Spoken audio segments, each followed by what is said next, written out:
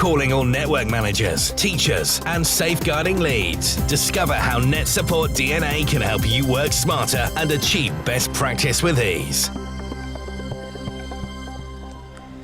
And hi there, and welcome to another episode on Net Support Radio. And I'm really pleased to have in the studio here Mark Anderson, ICT evangelist. Great to be here again. And Henry Platten, the founder of Cadets and Go Bubble. Hi, fantastic to be here. And what an exciting topic we're talking about, unfortunately, which is about money and CPD spending, which seems to have fallen significantly. In fact, recent Teacher Development Trust said it's 12% reduction in secondaries and 7% in primaries. Can't help feeling there's a false economy going on in there somewhere. But today we're going to talk about ways we can keep that learning training on budget and make sure we get the most out of our spend on our technology. So Mark, somebody who's intimately involved in helping train teachers to get the most out of their technology and add innovation to the classroom, what would you say are some of the top strands to focus on? Well, there's loads of things to focus on, and certainly when I was in school myself, whilst it was important to bring external speakers in and do that sort of thing, because I think it's really important that colleagues don't just hear the same message from the same person or the same few people all of the time. It's really great to also get people in so that they can share knowledge and what have you from other schools, from other teachers, new technologies, current trends, these kind of things. But something that we focused really heavily on was trying to develop the capacity from within. And part of that is actually giving colleagues the opportunity to do some share and showcase some of the great things that are going on inside their classrooms. Particularly in a secondary sort of phase, teachers don't very often get the chance to sort of get together and just talk. And so having regular meetings, sort of 15-minute forums, short bursts of inspiration, these kind of things can be really, really helpful.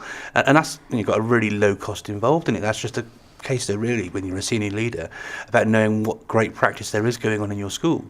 And somebody in your school who might have responsibility for teaching and learning, or some schools have like a director of ed tech, these sorts of people will know those people in the school that are doing great things with technology, and so give them the opportunity, that platform to showcase what it is that they're doing is great with technology in their classrooms. So a bit of an internal teach meet. Absolutely, yeah, exactly that, yeah.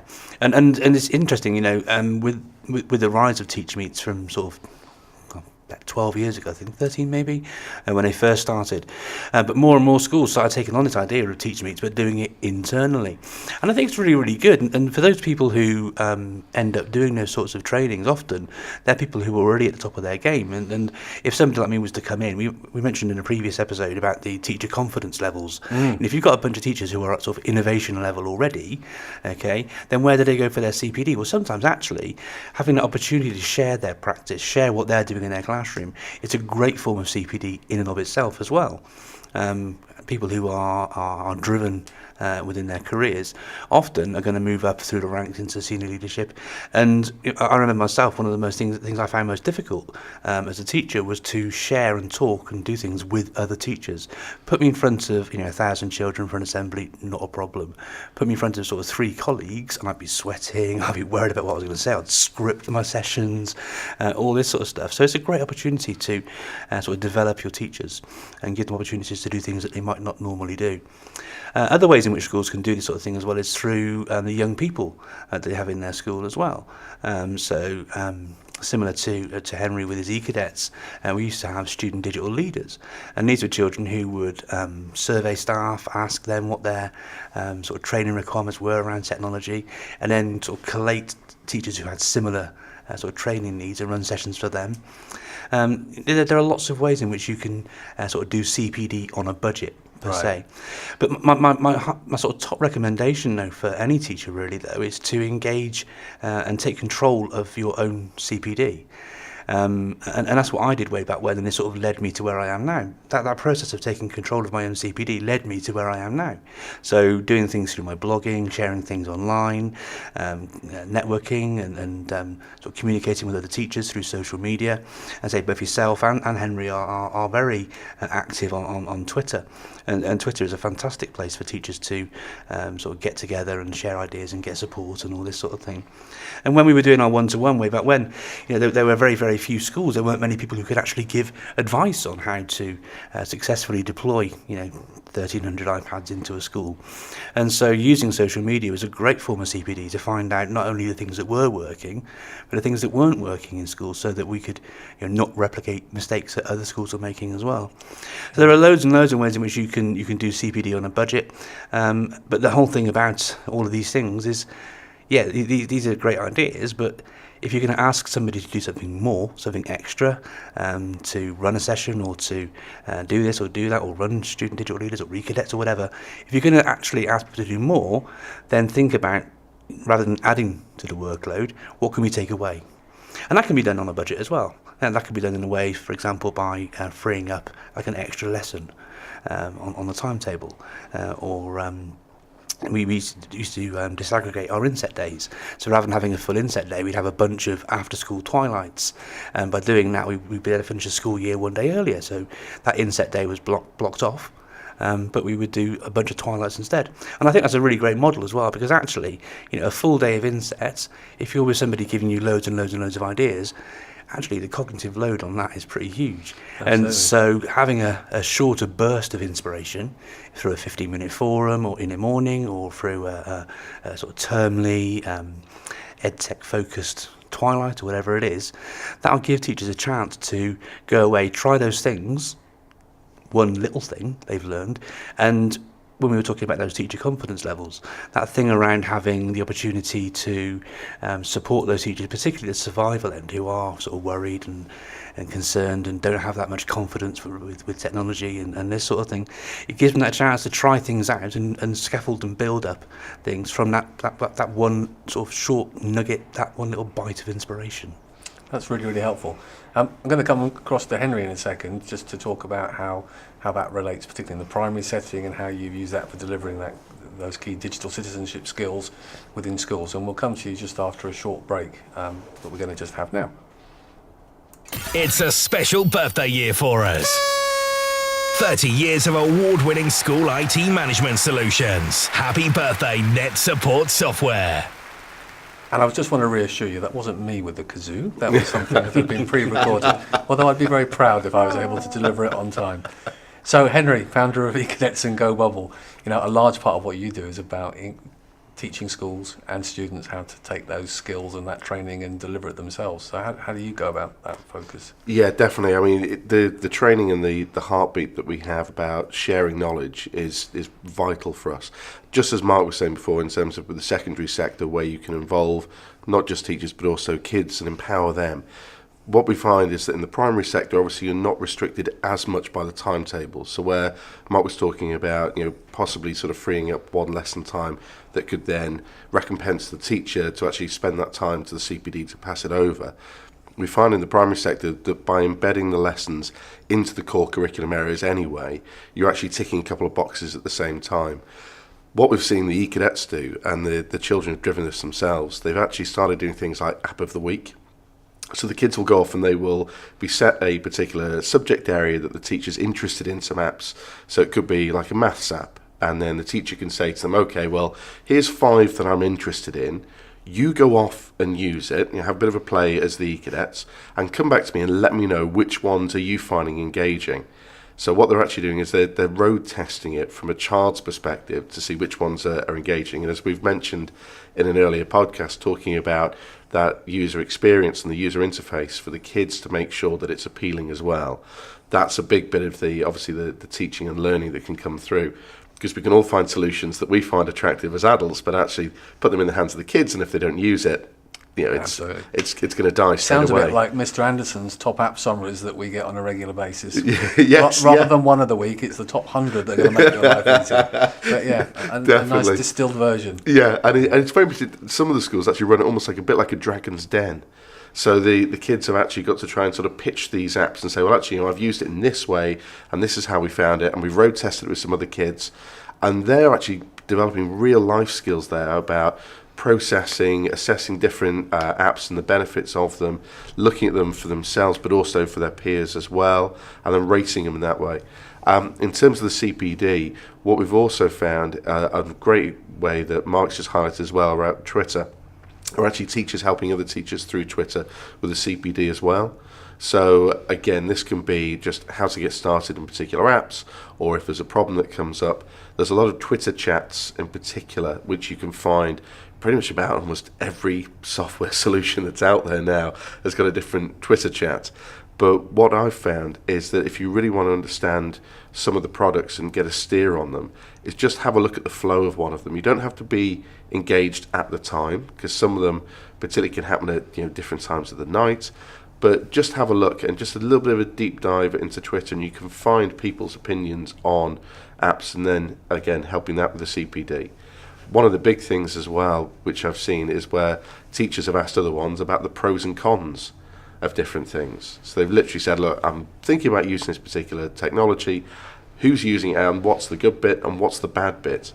And that's very interesting, then putting my other hat on as a developer, because you actually get to see the experiences from teachers where they're saying, well, actually, do you know what, that bit didn't work as well for me. But what you always find with teachers is they'll then give you the solution. They won't just say, oh, that's a problem. What they'll say is, actually, that's a problem, and here's one way that it could be made better. And you can learn then from other people. So yeah, I think the voice of the child is, for us, obviously, is very close to me and what we do. But certainly that's a nice big part of that for the CPD.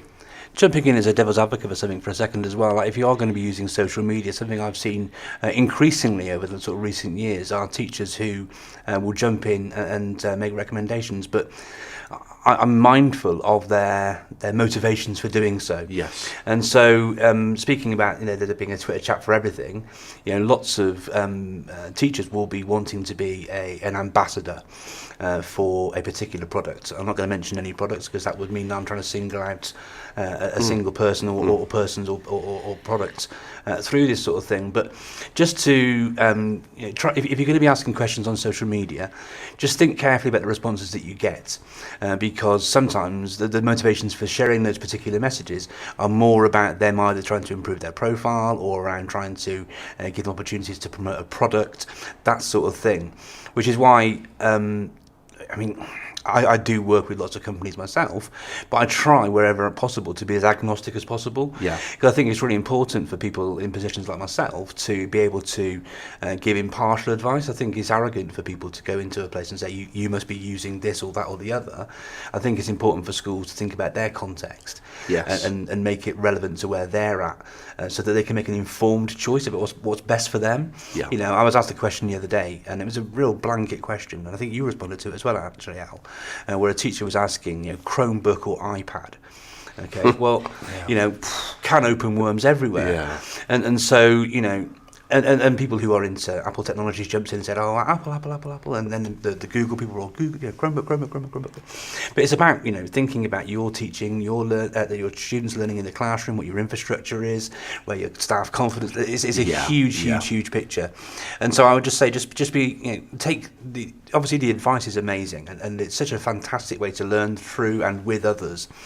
But just try and have a little bit of a pedagogical pinch of salt. Yes, yeah, and it was exactly right. It was a point that I actually referred to recently in a presentation about ethical edtech, and made the point about, you can go onto Twitter, you can look at the pros and cons, but actually try and discount the first 10 that come back, because you'll always have people saying, oh, this is brilliant, this is brilliant, this is brilliant.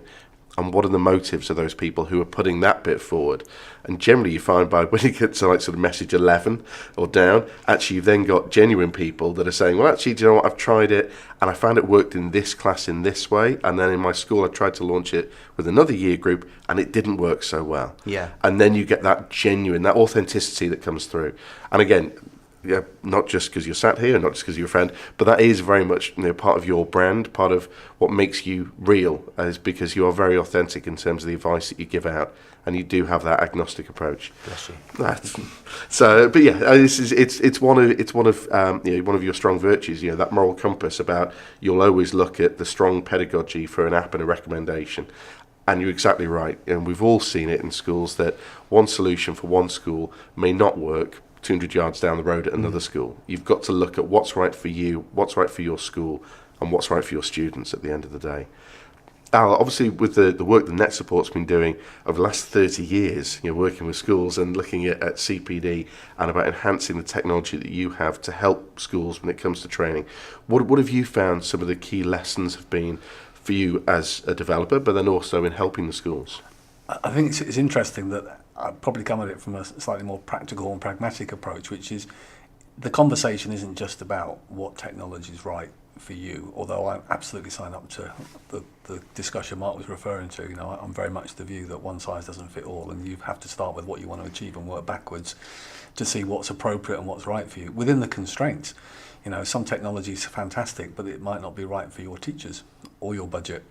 And the budget's an interesting strand because there's a practical side, the same way as you would apply in business, which is if you recognise there's a challenge in terms of spend on CPD and the ability, therefore, to empower teachers to have those skills to share with the rest of their cohort, and being really mindful of the point about schools needing to be outward looking, bringing in those fresh ideas, you've got to start with what are you spending on what you've already got? Are you actually efficient in that spend? Because in the same way as Mark rightly was talking about how you could creatively move the timetable to free up time for teachers to be those kind of ambassadors or to instill their knowledge with other teachers as part of their own group.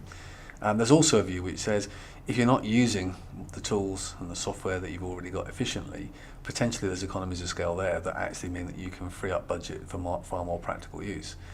And I would say there's as much justification in having 10 tools that your staff are well trained on and can use effectively than having 50 that nobody really understands. And so one of the parts of our strand, in previous discussions we've talked about the kind of classroom monitoring and assessment tools we do. But if we step back and look from a helicopter view of the entire organisation, it's what IT have you got, what software's installed on it. But it's actually about what IT is being used, what software is being used.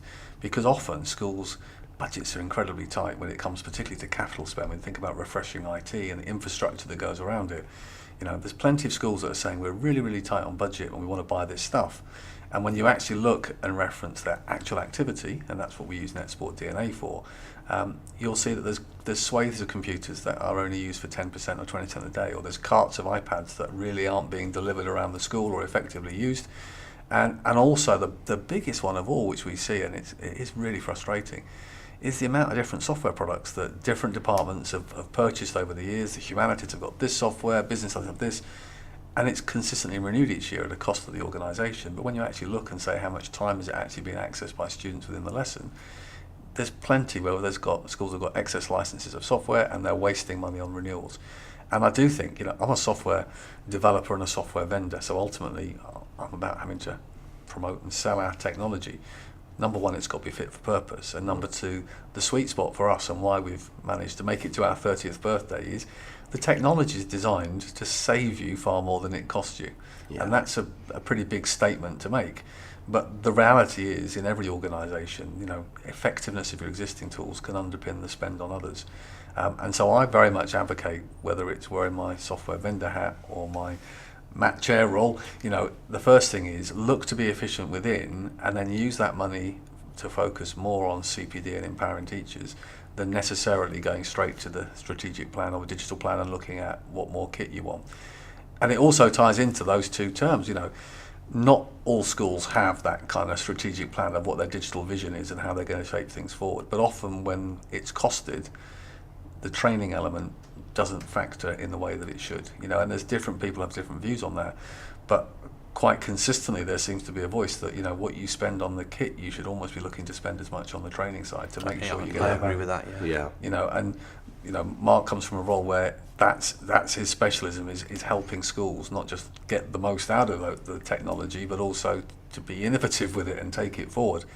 And it seems crazy to me that you would invest in the tech and then not bring those skills in to actually maximise it.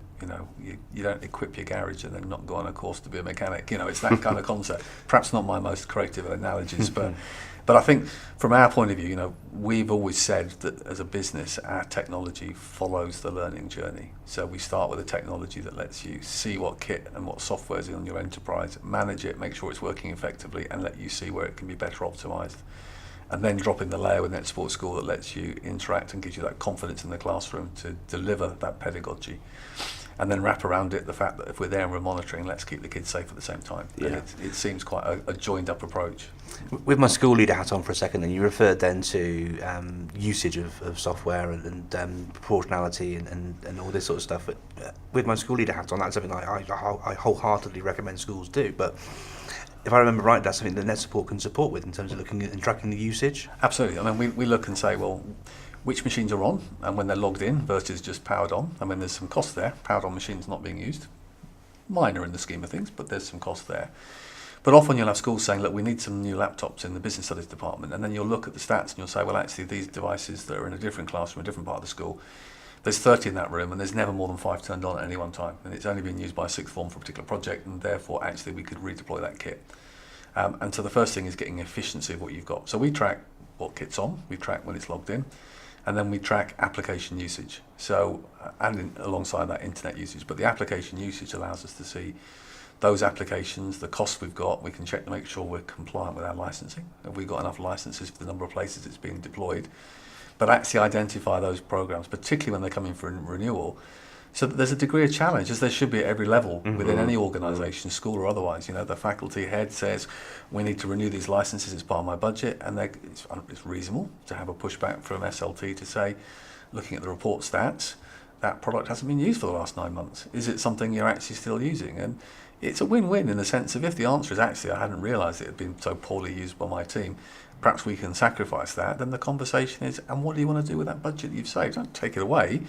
How about getting some freshers or some training on the tools that you are using to take them forward? And I think that's not an education-specific conversation, but sometimes seems to allude in the broader plan of we just need more technology, we need more tablets, we need more this, you know. But that's part of the issue of education, isn't it? Because I mean, how many school leaders? I mean, obviously we've got MBQSA, MBQSL, and MBQH, all the rest of it, but people come through to senior leadership positions from learning how to be teachers and being great teachers, and then they become middle and all this sort of stuff. But actually, sometimes school leaders aren't best equipped to even not want to know, but thinking about how to go about finding these things out. Is there any ways we can? There's a gap, isn't there? I mean, this is as much about empathy and respect for senior leaders. You're absolutely right that many come from a background of being outstanding practitioners in the classroom, and to suddenly have the responsibility for the broader operational role of a school. Because they wouldn't be human if there weren't gaps in their understanding. There's certainly gaps in experience. So how do you fill those gaps? Well, you know, ironically, one of the gaps you do is about CPD for senior leaders. Certainly that triangulating, working with other schools and other school leaders to compare and contrast what your spend levels are for particular topics, what percentage of your spend is on teaching versus support staff, and how much you're spending on technology, or your refresh and renewal rate. Working together collaboratively, you get prices down. If you start doing group buy, you don't have to be part of a trust to have a collaborative approach to technology.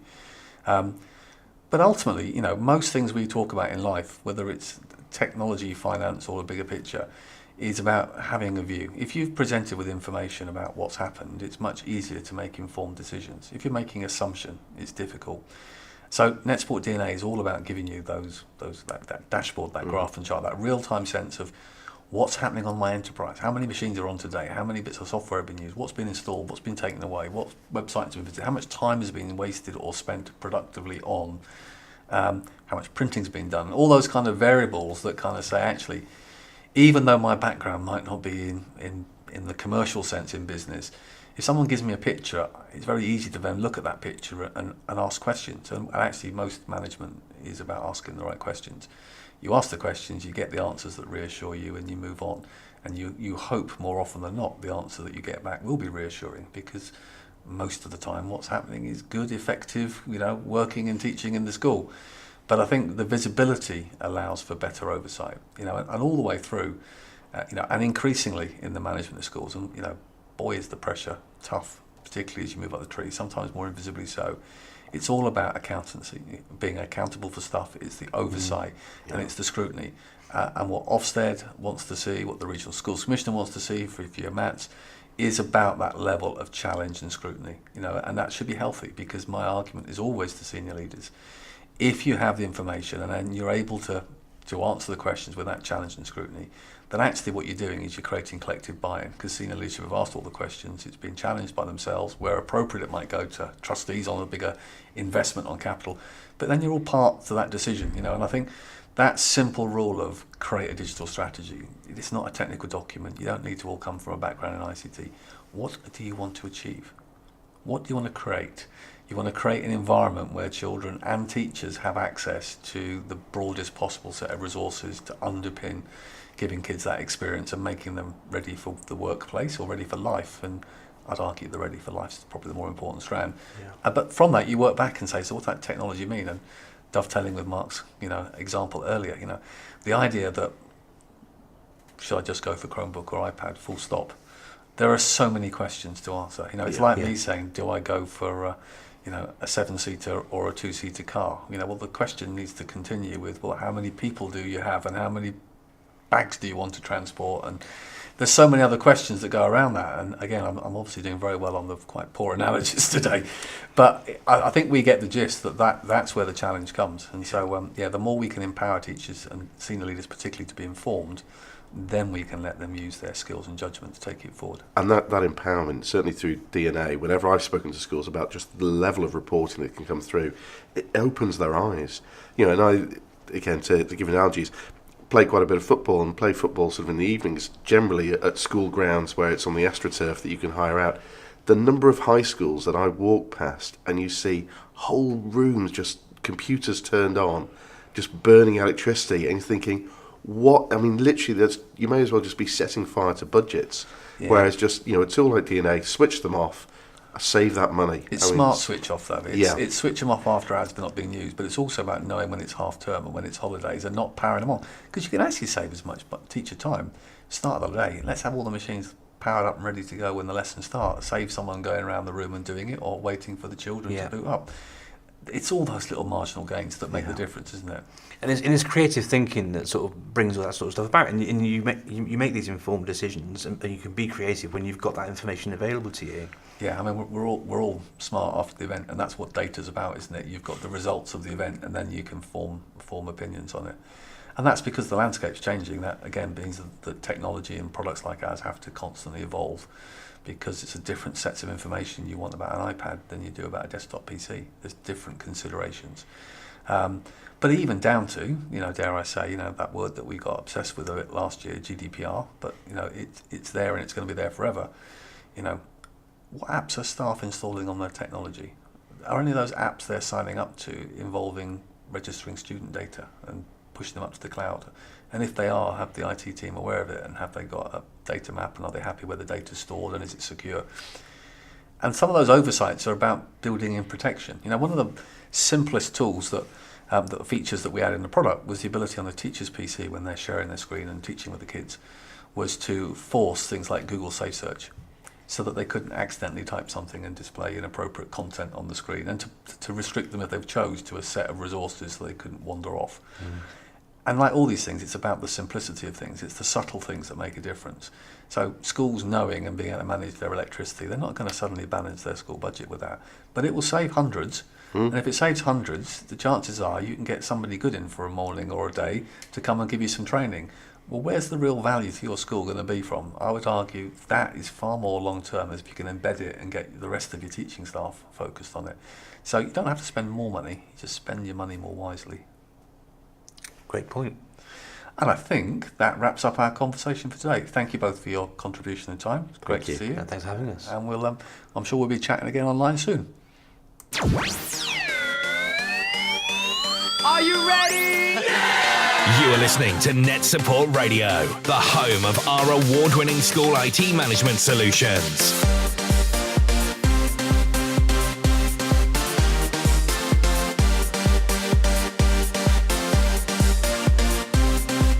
Net Support, all the elements for successful school IT management.